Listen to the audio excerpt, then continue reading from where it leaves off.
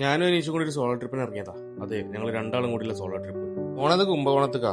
അവിടെ നമ്മൾ ഷെഫീലുണ്ട്, ഓൻകോട് റെസ്റ്റോറൻറ്റാ.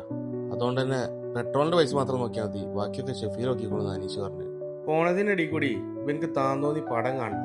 അതിട്ടാല് പൈസ ഉണ്ടാക്കാനുള്ള തോരൊന്നും കൂടി കൂടുതലാ. എന്താ ചെയ്യാ? പാലക്കാടൊക്കെ എത്തിയപ്പോഴേ ചെക്കൻക്ക് നെറ്റ്സ് വേണമെന്ന്. അപ്പൊ നമ്മൾ അജ്ഫാനിൽ കയറിയിട്ട് കുറച്ച് നെറ്റ്സ് ഒക്കെ വാങ്ങി. ഓനക്കിത് മസ്റ്റ് ആണല്ലോ. എവിടെയെങ്കിലും നിർത്തിയുള്ള മെയിൻ പരിപാടി തന്നെ. ചോദിച്ചു പറയാ സാറ്റിസ്ഫാക്ഷൻ.